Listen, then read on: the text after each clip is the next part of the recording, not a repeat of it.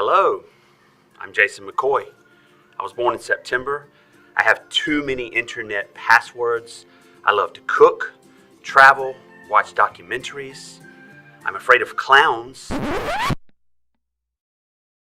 like chocolate ice cream. I eat way too many potato chips. I stay up later than I should. I love Saturday mornings. I still watch cartoons. And I'm from South Carolina originally. I'm pleased to be back in the CFCC Lightboard studio. Thanks for joining me once again. I'd like to explore personality with you today. The relatively stable, somewhat unique, and characteristic way humans think, feel, and behave throughout their lifetimes. An important topic, I dare say a critical topic. Personality at its core attempts to answer the question, who am I? Like you, who I am is an amalgam of various inputs, some inherited and others learned. While certainly similar in kind and nature to others, especially my closest friends and relatives, I'm still uniquely me. In fact, even though I may remind you of someone you know, heck, sometimes I even remind myself of people I know, I'm nevertheless me, Jason, a quirk of birth, an original, one of one. I know this, I'm certain of this. But despite my effort to understand and communicate who I am, at my core, something about the self remains elusive, seemingly impossible to define, identify, let alone measure.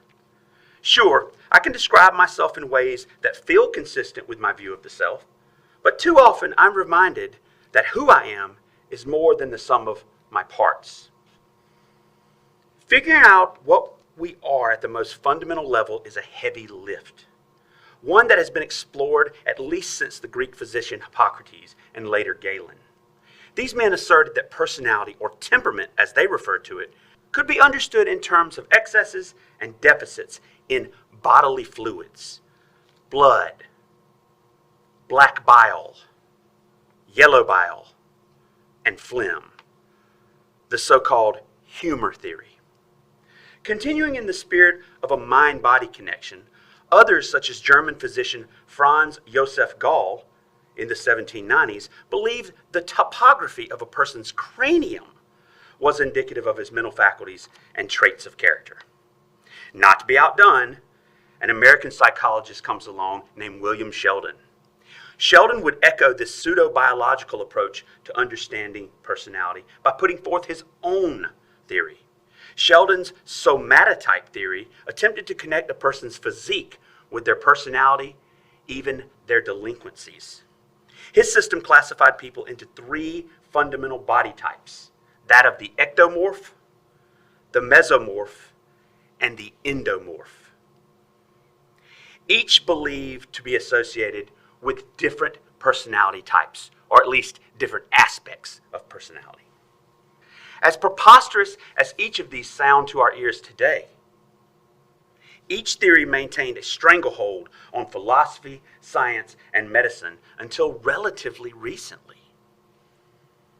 For instance, would you believe that many Ivy League schools, such as Princeton, Vassar, Smith, Harvard, and Yale, to name but a few, the ones that are so difficult to gain acceptance into, used even harder admission standards, starting as early as 1880.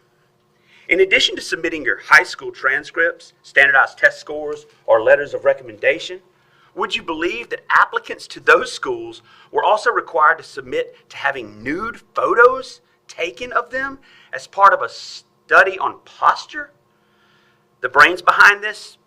Yeah, you guessed it, William Sheldon, the same guy that believed that body type was predictive of personality. Similarly, the roots of Joseph Gall's phrenology can still be seen inside academic circles to this day.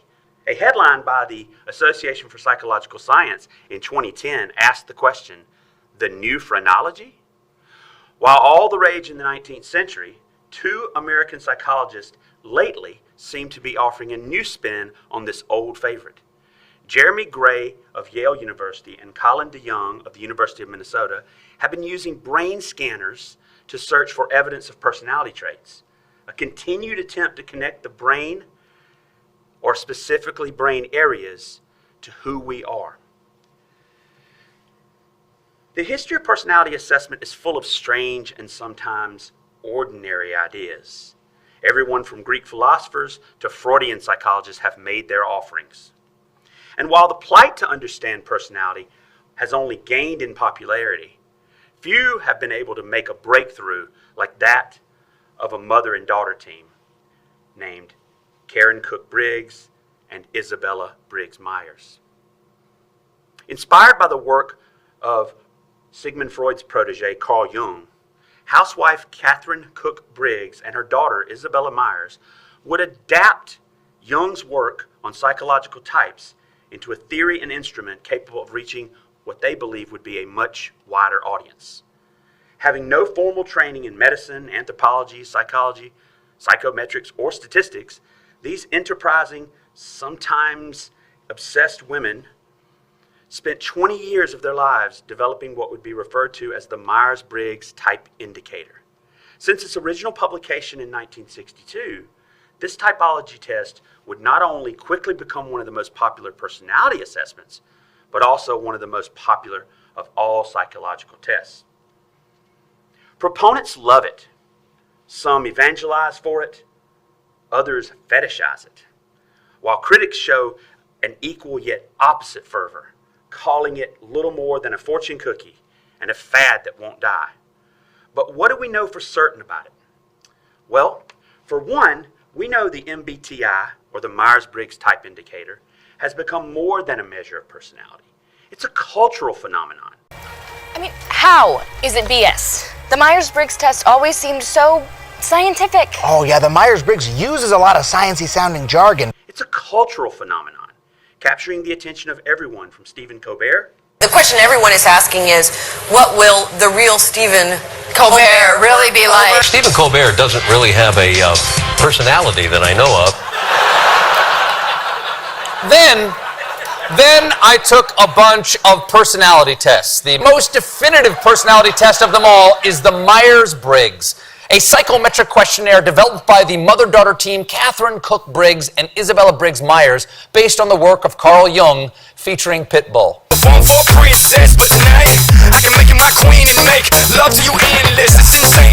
To the comedian John Mulaney. And I took a personality test while in quarantine, called the Myers-Briggs test, which is like your name. Have you ever taken that test, by the way? I don't think I have. What did you end up with? What was your I am an ESFP. ESFP. An ESFP. What's more, it continues to be taken by millions of people each year, most voluntarily, but some reluctantly. Our lives are shaped as profoundly by personality as they are by gender and race. I actually think personality tests are fun to take, if they're low stakes. You somehow don't know what the Myers-Briggs is. It is the most well-known personality type quiz in the world. When I first took the test, I was like, wow, this thing knows me better than I know myself. It breaks us all down into 16 distinct types. Those are treated as just part of what it means to be a human being. The creators of the Myers-Briggs may have had a vision of simply helping people understand themselves, but now that the genie is out of the bottle, they can't necessarily control how it's being used. It is useful for individual people on journeys of self-discovery, but when they're used to make decisions by other people affecting somebody's life, they become dangerous tools. Personality testing is a multi-billion-dollar industry. At the Myers-Briggs company, the admonition has been to not use it for hiring. We know there's been a big increase in the number of knockoffs, and anybody can use those combinations of letters. We looked at online job applications. Every single test we looked at evaluated mental state. It's being used to make decisions about who's worthy and who's unworthy. Why am I unhireable? Is there something wrong with me? Am I broken? There are these algorithms that are secretly harming people. One worry is that automated hiring platforms could create an underclass. They have an L on your forehead as soon as you come in. Now they're no longer a preferred worker. The more I got into it, I realized that there were things people didn't want me to find. It starts in childhood. These big tech companies are collecting data about how our children learn. Personality tests are ableist, racist, sexist, and classist. This goes deeper than we thought. They've infected the whole system. This is happening to everyone, all the time. And finally, and this might be the most amazing part, people continue to maintain a fascination with the Myers-Briggs. Ordinary people are still seduced by its promise. Merve Emery explains. I was convinced, and I continue to be convinced, that the type indicator was, by all scientific standards, neither valid nor reliable. It didn't measure the things that it said it was measuring. So extroversion and introversion was really just a measure of how talkative you were. And it wasn't reliable. So if you took the test more than once, you were very likely to get a different result. Okay, given that we already know that the indicator is neither valid nor reliable, why is it that people are still so drawn to it? Why are they so seduced by the language of type? That is that type provides this incredibly compelling language of the self. It gives you a way to describe who you are and what you desire. What would you say is the most accurate description of Myers-Briggs? Well, they coexist. So the first description is of an individual's experience of Myers-Briggs, which is that if you take it and you are told, here is your type is both special but also belongs to this larger world of types.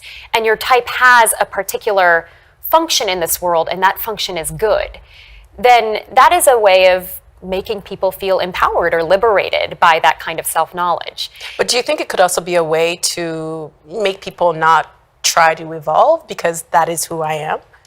Yeah, I mean, I think that could definitely be a kind of negative side effect of this, right? That one could feel compelled not to take responsibility for one's actions or to not change because they are comfortable now with who they are.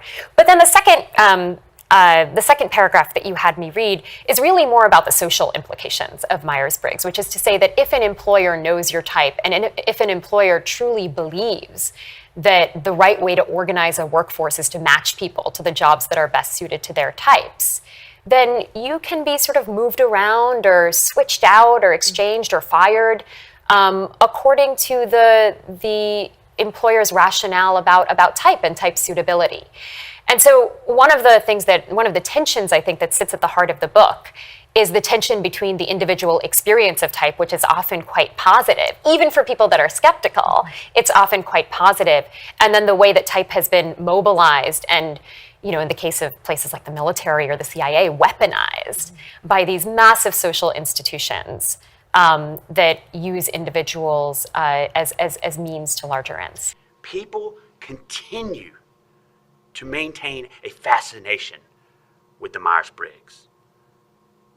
Ordinary people are still seduced by its promise. As Merve Emery of Oxford University points out, it gives people a way to describe themselves. It offers an incredibly compelling language with which to describe the self. People don't actually work that way, so the results simply aren't reliable. One study found that as much as 50% of people who took the test twice arrived at different results, even though it was only 5 weeks later.